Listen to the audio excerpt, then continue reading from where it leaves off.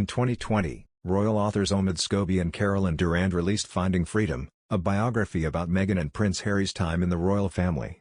Samantha Markle, sister to the Duchess, has claimed Meghan falsely briefed about her to the authors. Samantha is set to meet with her legal team on Monday to discuss the possibility of legal action against the Duchess.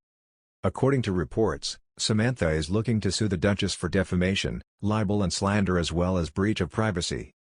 She has told reporters she plans on launching legal action in the UK and in the US. Samantha said, "I'm speaking to one lawyer in England and one in the US as there are different statutory windows and different issues." The move comes after Meghan apologized to the Court of Appeal after emails were disclosed, contradicting a claim she had not collaborated with the co-authors of Finding Freedom. Jason Knauf, Meghan's former communications secretary, shared messages between the pair which show the Duchess sent details about Samantha and brother Thomas Jr. The Duchess asked Mr. Knauf to pass the family details to writers Mr. Scobie and Ms. Durand, also asking her then aide to say her siblings dropped out of high school and that she had never had a relationship with either of them. As an advisory to what should be in the book, Meghan also wrote, "Upon Meghan dating Harry, Samantha changed her name back to Markle and began a career creating stories to sell to the press. She had lost custody of all three of her children from different fathers." Speaking to the Sunday People, Samantha said she disputes a number of her sister's claims. The sisters are said to have not spoken since Meghan met Harry in 2016. Samantha told the outlet, "I'm looking at suing for defamation in the US. In the UK, I'm looking at a breach of privacy and Data Privacy Act breach because the statutory window for defamation is only 1 year in the UK. Jason Knauf is subpoenable and the messages to him are evidence she was libeling and slandering me.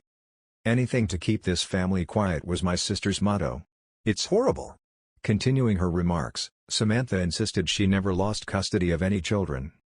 She added, "She said I changed my name when she met Harry, but I shared my name change documents long before."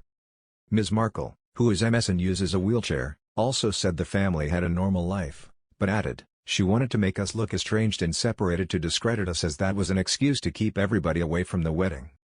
Another news, Prince Harry contacted a negation psychic used by his late mother to ask for a reading in a bid to deal with his grief, it is claimed. Sally Morgan, who was Princess Diana's spiritual guide, met Harry when he was 7 during a visit to Kensington Palace. And as our exclusive picture reveals, they were reunited at a swanky fancy dress party where Harry rushed up to her saying, "You knew my mother." Sally also claims she still receives messages from beyond the grave, where Diana watches over her sons. Diana died aged 36 alongside partner Dottie Fate in a 1997 car crash in Paris. It was around 15 years later that Harry called Sally to ask, "What do you think about how my mother died?" Sally, 70, recalls how she met the adult Harry at the fancy dress do at Kensington Roof Gardens around 2006. "He was there dressed in medical scrubs," she said. "He wouldn't have any negation photographs taken and he came over to me and said, 'Sally, you're the lady who used to see my mother.' I said, 'Yes I did. The last time I saw you, you were about 7. And he said, 'Oh, Sally, I remember, my mother would often talk about you, she spoke to you a lot.' I said that she did and then he asked if I wanted a picture. He was with a group of lads and they were all tipsy, and I remember he bought everyone a round of drinks. It was a fun party. But it wasn't until 8 years ago that Sally received a phone call from Harry asking for a reading. They spoke for 45 minutes in what Sally believes was his first attempt to get to grips with his mental health, which he has since publicly spoken about many times. Sally said, "I was on holiday in Saint-Tropez and he called me and the first thing he said was, 'What do you think about how my mother died?' She says she told him to speak to Diana's elder sister, Lady Sarah McCorquodale, because she will tell you what I told her before your mother passed away." Sally claimed, "I had spoken to Sarah before Diana's death and had made a prediction the Queen was going to die, that she was in a really dark place and I could see a pavement. I said they are going to drag her out and give her CPR and she is going to have a heart attack. That is what the Princess of Wales died of, a heart attack. I said a week later the Queen Mother will die because I can see her funeral."